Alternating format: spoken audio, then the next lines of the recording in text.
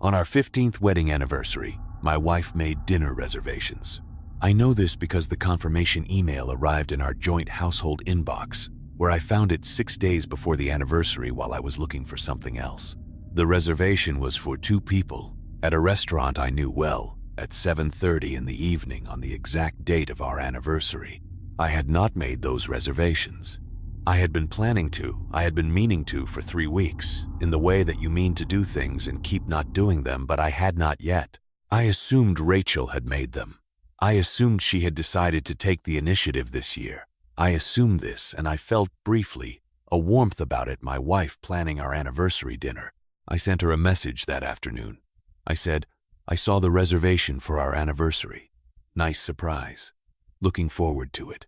She did not respond until the evening. She said, what reservation?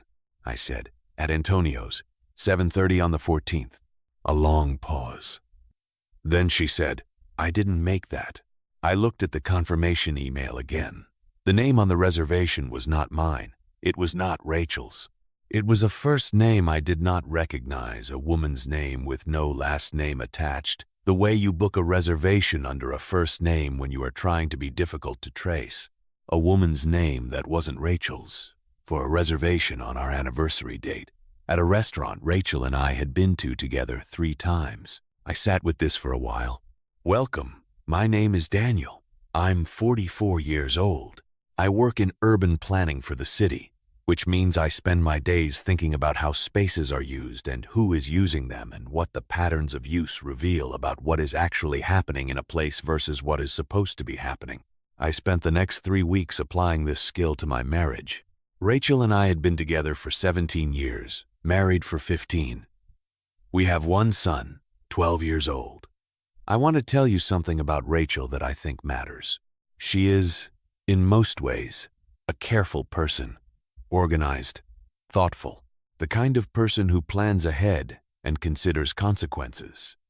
I say this because what I found when I started looking was not the evidence of careless mistakes.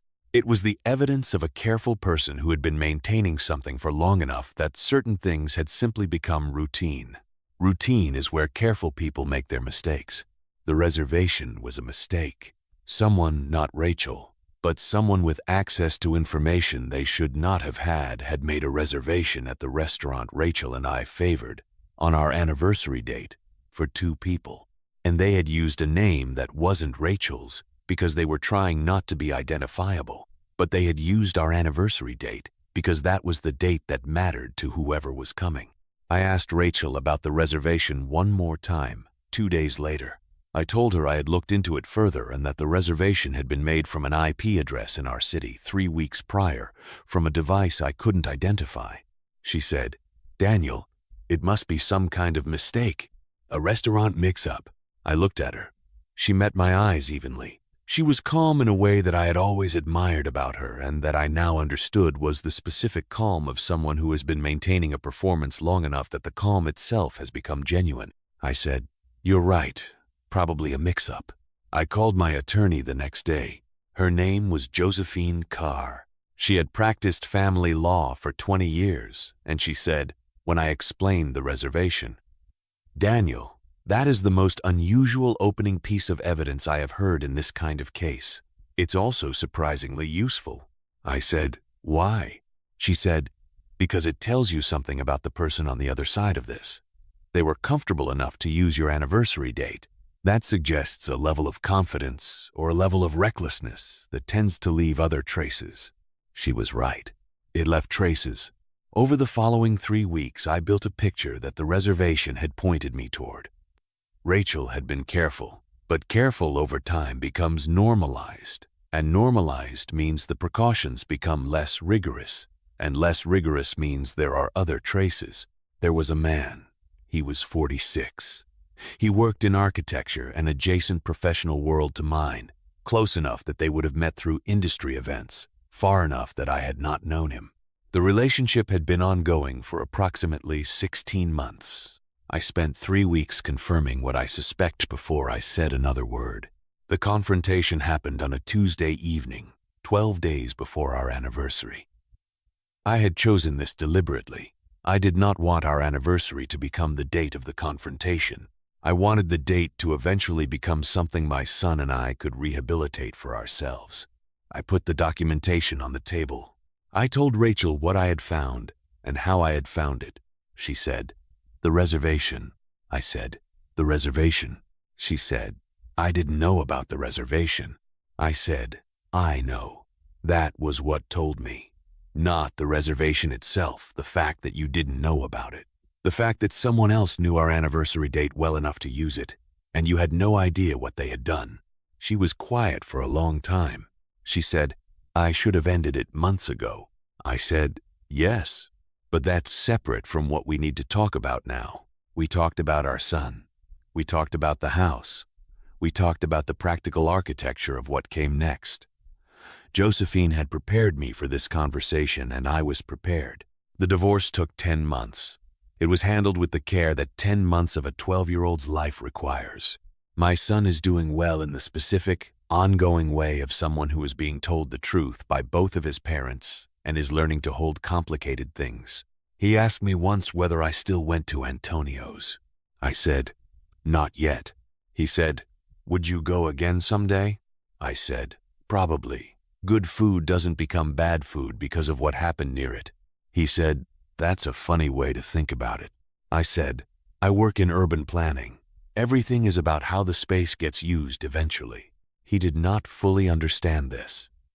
"That is fine. He will." The reservation, made by someone confident enough to use our anniversary date and careless enough to use our household email.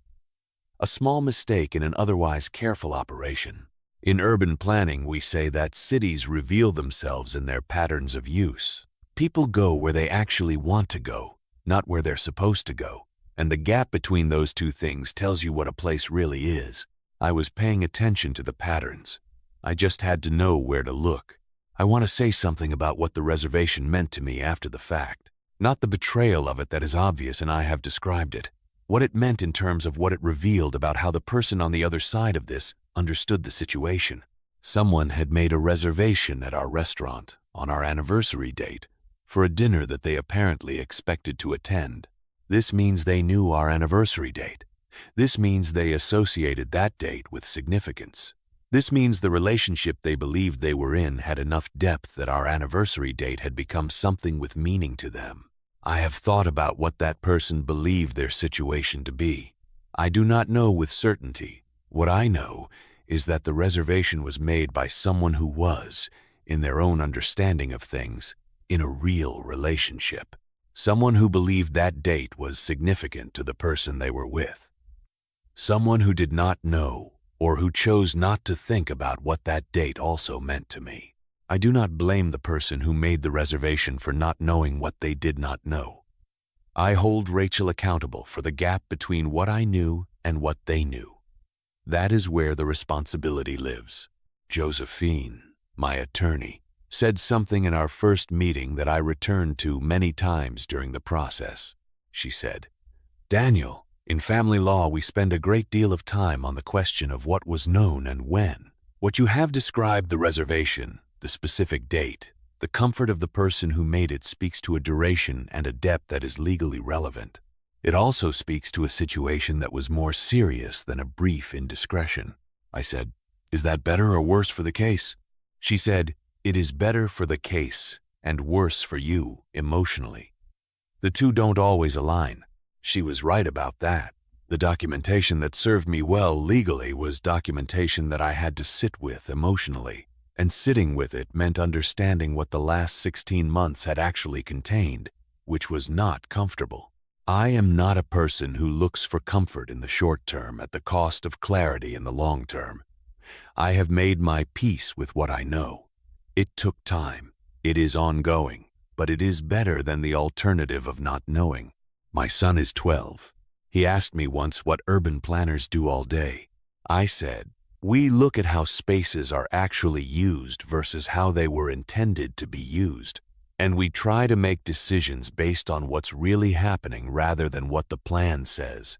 He said, "Like in real life?" I said, "Yes, exactly like in real life." He said, "You should have applied that to everything." I said, Yes, I should have. He said, "It's okay. You're applying it now." He is 12. He is already better at this than most adults. Thank you for being here. Subscribe if you haven't. I'll see you in the next one.